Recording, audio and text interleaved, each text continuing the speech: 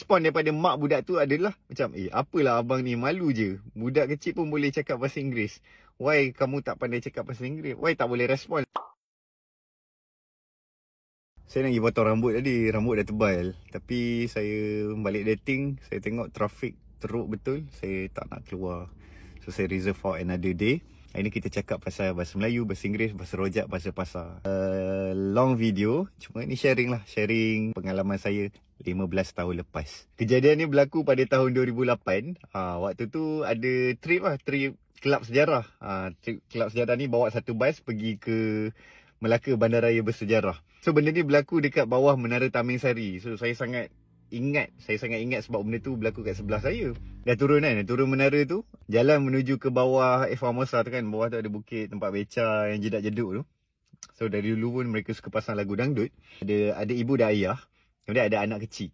So, anak kecil ni, saya ada kawan seorang ni, dia being friendly to the kid. Tanyalah macam, hey adik dari mana, something like that. Kemudian dia jawab jawapan tu saya dah tak ingat. Yang saya ingat adalah the kid. And budak tu dia reply dan respon macam tanya balik, where are you from? Where are you from? So saya rasa kawan saya ni waktu tu bukannya dia tak boleh jawab where was he from. Bukan dia dari mana. Takkanlah dia tak boleh jawab. Member SBP kot. Dah 5 tahun campur 3-4 tahun lagi dekat SBP. Bukannya dia tak boleh jawab, tapi dia macam uak-uak lah waktu tu, macam tak berapa nak clear. Respon daripada mak budak tu adalah macam, apalah abang ni, malu je. Budak kecil pun boleh cakap bahasa Inggeris. Why kamu tak pandai cakap bahasa Inggeris? Why tak boleh respon, something like that. Kawan saya sekarang tu dah beranak pinak dah. Anak dah beranak lah. Nampak lah dekat IG. Saya sangat ingat sebab that character memang ada satu dekat sekolah saja. Dia ada nickname yang pelik. Dia waktu tu gigi dia rompong. Dia pun dapat nama Rupi. Saya rasa he's doing well right now. Walaupun tak tanya khabar, saya tengok dia hidup macam mana dalam track manusia lain lah kan. Berkahwin, beranak, ada kerja yang stabil. Cuma kejadian tu dia buat saya berfikir. Belenggu kepada superiority bahasa Inggeris ini bukan setakat berlaku dalam kalangan masyarakat, bukan penutur bahasa Melayu. Kalau orang Melayu pun ada. Cuma niat kepada that auntie waktu tu tak pasti lah. Are you actually encouraging my friend to speak in English, ataupun you betul-betul bangga anak you tu boleh bercakap bahasa Inggeris? Tapi back to the current issue, saya rasa dia dah jadi polemik yang diperbesar. Kenapa diperbesar? Sebab saya terpaksa lah, orang Melayu, the government, the minister, kita meminta supaya semua rakyat Malaysia ada sufficient level untuk bahasa Melayu. Itu adalah bahasa rasmi, apatah lagi untuk urusan dengan kerajaan. Ataupun maybe one question lah, kalau you masih ingat what happened 3, 10, 2, 15 tahun lepas, I think your kid tu sekarang maybe dah masuk foundation UIA.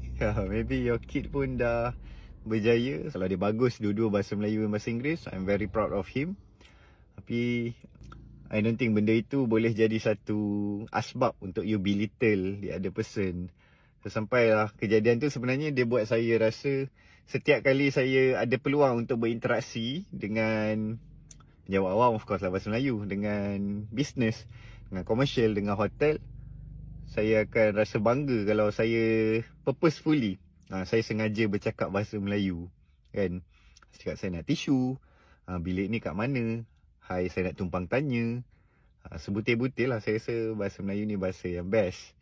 It's beautiful. Tapi tak memaknai bahawa saya mengabaikan peluang untuk saya berbahasa Inggeris. Belakangan ini urusan saya banyak dengan orang Melayu. Saya dah kurang interaksi dengan orang yang tak pandai bahasa Melayu. Saya rasa bahasa Melayu ni bahasa yang sangat cantik.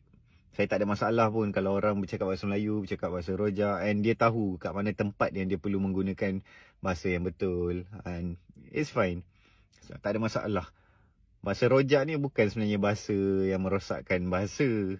Ini adalah latar belakang kita. Kita ni masyarakat pelbagai bangsa, pelbagai bahasa. Kita acknowledge the existence dan praktis pelbagai bahasa ni. Melainkan ada urusan-urusan yang lebih terlihat formal, maka gunakanlah bahasa Melayu dengan betul. Dia bukan bahasa Melayu baku. Means guna bahasa Melayu gangster. Guna bahasa Melayu yang piawai. Kalau kita berucap, atau kita berurusan yang perlukan piawai-piawai tertentu, maka bahasa Melayu piawai lah pilihan kita. Dalam interaksi harian, tak ada masalah pun kalau kita nak bercakap bahasa pasar, bahasa rojak, it's fine. Dia bergantung kepada penggunaan dekat tempat yang betul, tempat yang sesuai. Perlu untuk berfikir kepada siapa kita mempengaruhi audiens kita, dan maka orang akan mengikut cara kita untuk berbahasa.